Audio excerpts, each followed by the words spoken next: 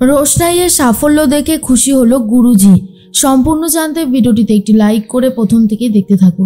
গল্পের শুরুতেই দেখা যায় রোশনাইকে নিয়ে বেরিয়ে পড়েছে ছোটু, আর এর মধ্যে আরণ্যক গাড়ি চালাতে থাকে আর ভাবতে থাকে রোশনাইয়ের জীবনের আজ অনেক বড় একটা দিন। অনেক ঝড় ঝাপটা সামলে আমি ওর জীবনে এই দিনটা আনতে পেরেছি। আমি চাই আজকের দিনটা ওর জীবনে স্মরণীয় হয়ে থাকুক। আজকে ওর কাছে অনেক ভালো ভালো অপরচুনিটি আসুক।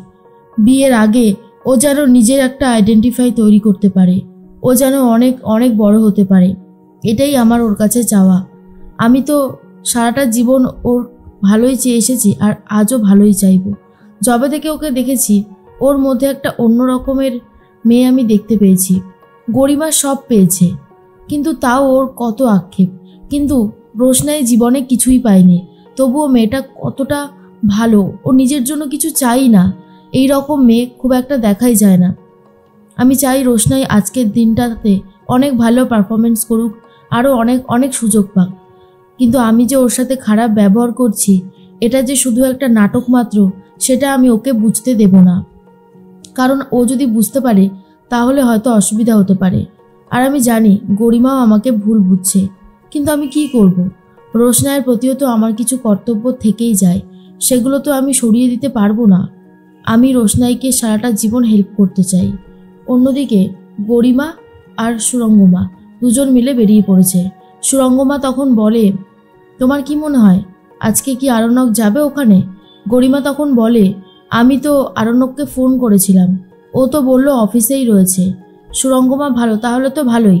আমিও চাই যে ও অফিসেই থাকুক, ওখান থেকে যেন কোথাও না যায়। আর যদি যায় তাহলে আমার কিছু বলার থাকবে না।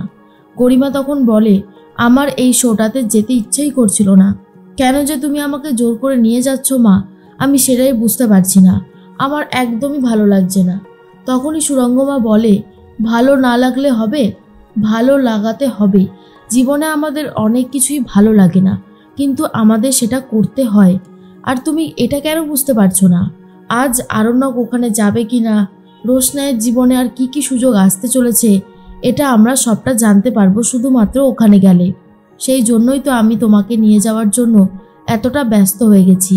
তাই তুমি অধৈর্য হয়েও না, ধৈর্য ধরে বসো, দেখবে ঠিক তুমি যাবেই।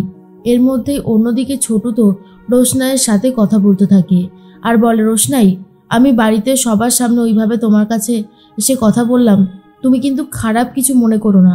আসলে আমি চাইছিলাম তুমি যত তাড়াতাড়ি সম্ভব ওখান থেকে রেডি হয়ে বেরো, কারণ বাদশা আমাকে ফোন করছিল, ওরও তো একটা দায়িত্ব রয়েছে, তাই জন্য।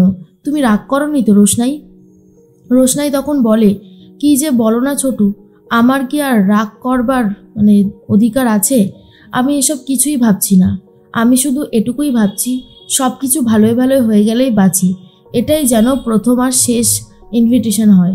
আর এটা শোনার পরই ছোটু বলেছি, রোশনাই, এমন কথা বলতে আছে? তোমার জীবনে আজ কত বড় একটা সুখের দিন, কোথায় তুমি মজা করবে, হইহুল্লোড় করবে, আনন্দ করবে, তা না করে তুমি এসব ভাবছো? আমাদের জীবনে প্রতিনিয়ত অনেক কিছু ঘটে, তাই বলে কি আমরা ভয় পেয়ে পিছিয়ে যাই? আমরা তো শক্ত হতে শিখে গেছি, তাহলে আমরা ভয় পেয়ে পিছিয়ে যাবই বা কেন? তুমি শুধু অপেক্ষা করো আর দেখো আমাদের জীবনে কিভাবে সব কিছু বদলে যেতে চলেছে, শুধুমাত্র অপেক্ষা করো। এরপর রোশনাই বলে, জানো তো ছোটু, আমার না এসবের কিছুই দরকার ছিল না। আমি তো খুব সাধারণ বাড়ির মেয়ে, খুব সাধারণ হয়েই বাঁচতে শিখেছিলাম। ছোটু বলে, আমরা যেটা চাই সেটা কি সবসময় হয় রোশনাই? তুমি হয়তো সাধারণভাবে বাঁচতে চেয়েছো, কিন্তু ভগবান তোমার জন্য অসাধারণ কিছু ভেবে রেখেছে, তাই হয়তো তোমার জীবনে এরকম কিছু ঘটছে। তুমি একদম চিন্তা করো না, দেখোই না তোমার জীবনটা কিভাবে বদলে যায়, আর তুমি কিভাবে নতুন একটা মানুষে পরিণত হও। এর মধ্যেই রোশনাই আর ছোটু পৌঁছে গেছে সেই ইনভিটেশনে, আর তারপর সবাই মিলে রোশনাইকে ওয়েলকাম করে।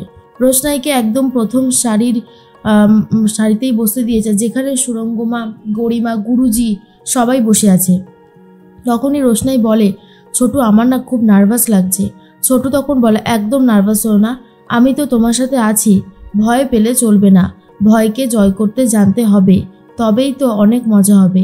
এর মধ্যেই ছোটু তখন ভাবে, আজকে রোশনাইকে সাহস দিয়ে যেতে হবে।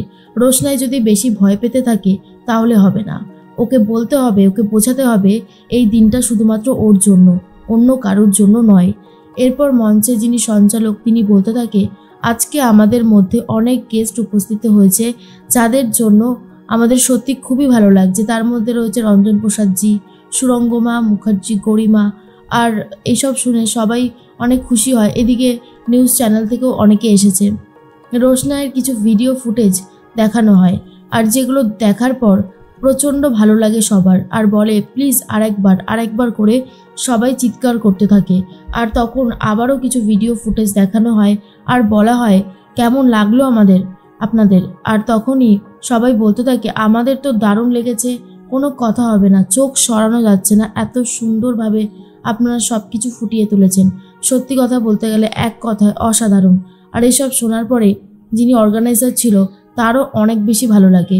এরপরে প্রথমে রোশনাইকে ডেকে নেয় মঞ্চে, আর তারপরে গুরুজিকে ডাকছেন, গুরুজিকে কিছু বলার জন্য অনুরোধ করে।